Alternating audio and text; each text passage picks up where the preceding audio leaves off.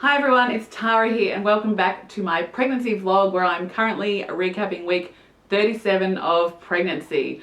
Definitely on the home stretch now. Week 37 is considered full term, so baby could arrive any day.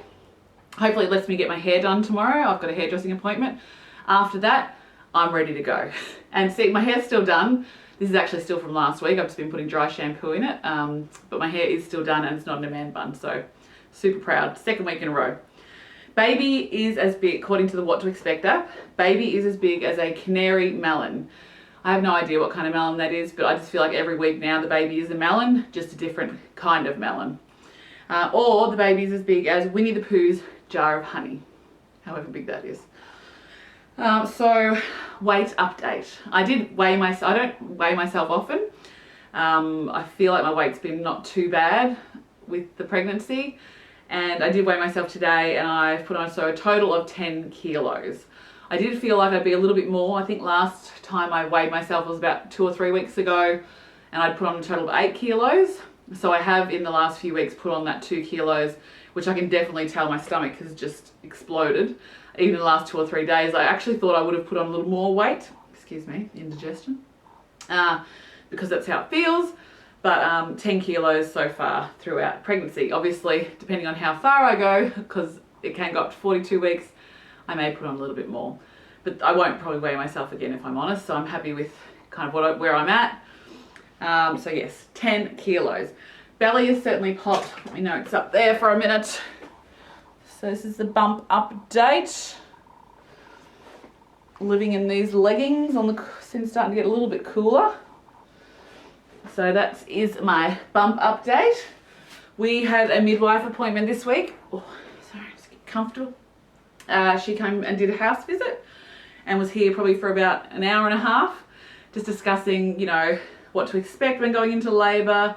I'm doing the hypnobirthing, so trying to labour at home as long as possible and, heading to hospital once I feel I'm ready, or the contractions are obviously closer together and more frequent. We are lucky because we live only 5 minutes from the hospital. My partner was at the midwife appointment with us too. He seemed a bit overwhelmed when he asked where we went at the hospital.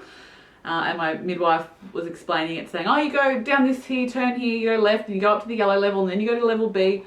So what we did after she left, it was a quiet day, we didn't have much to do. So we actually went to the hospital and did a drive-through or walk-through of where we'll be going when I go into labour and have to go into the birth suite, which was nice because it'll put his mind at ease, knowing that he doesn't have to stress about that. It's one less thing for him to worry about. And I'll be in labour, so I probably won't notice anything that's going on. It is a fair walk from the car park, so I do believe I'll probably be dropped at the front door, depending on how I'm coping. But it was just nice to get that out of the system and one less thing to worry about on the day. I did speak to my midwife about colostrum, collecting colostrum. Seems like everyone's doing it these days. It's a cool thing to do. Obviously it is like liquid gold, so it's very good for the baby, especially, touch wood, if baby gets unwell. You can freeze it for up to 3 months. But I just did mention to her that it freaks me out a little bit having to squeeze it out. Obviously I'm going to try breastfeeding. So I'm going to be, using my boobs to feed the baby anyway. But just squeezing the colostrum out before I have bubs freaks me out a little bit. So I might try it. She's going to get me syringes when I go to the next visit, which is this Friday. And she did say it all can stimulate labour as well. Nipple stimulation can bring on labour. So I didn't want to do it too early. So we'll get me to my hairdressing appointment tomorrow before I go trying to do anything else to get me to go into earlier labour. So I'll get like I said, she's got the syringes. I'll get those on Friday and I'll see how I go, because you can freeze it up to 3 months. But like I said, it freaked me out a little bit, if I'm honest. I did have a moment where she was checking Bub's heartbeat, and it took her a little bit longer this time to find it. I never have an issue finding Bub's heartbeat, so I must admit my heartbeat stopped a little bit when she was trying to find it. But she did mention that the Doppler sometimes can pick up the mother's heart rate or pulse. And she said it's something that a lot of women don't realise, that when they've got the home ones, that you can actually pick up your own pulse. And baby, it was moving heaps, so she wasn't worried. But because the back was to the belly, she just said it took a little bit longer to find, that's all. And we found it, it was all good, but it did give me a bit of a heart attack for a minute there. Head is down. She didn't say it was active or anything, no words like that were used, but head is down. Still getting a lot of that big movement in the right side, getting the kicks and occasionally pushing some knees or feet back in. I don't really know what part of the body it is, but definitely likes to sit on my right side. My mum comes to stay with us this weekend. So she's from Melbourne, so she's flying up to stay with us. So she'll be here to help. She won't be in the room with the labour, but she'll be here to help when the baby comes. Hopefully cook some dinner and, you know, help me sleep or let me sleep. Now we go to weekly visits with the midwife now that I'm at 37 weeks, so she can just check at where I am.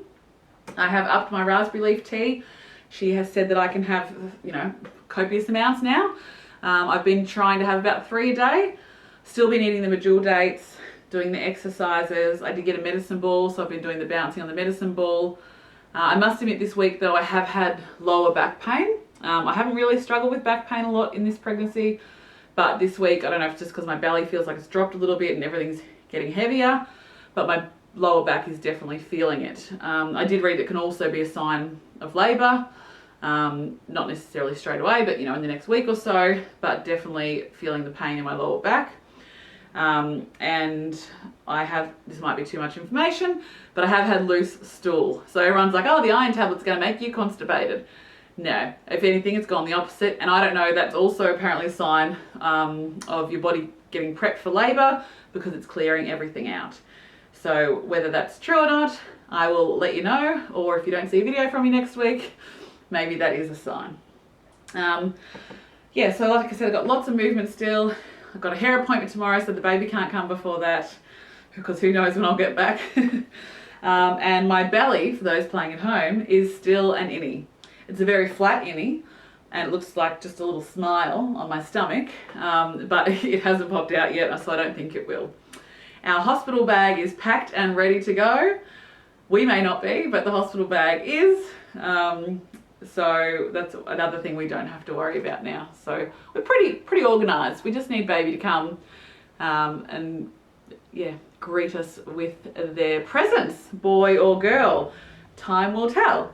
I will hopefully be back next week with my week 38 update if baby hasn't decided to show up any earlier than its due date. If you enjoyed this video, hit the like button and I will see you next time. Thanks guys.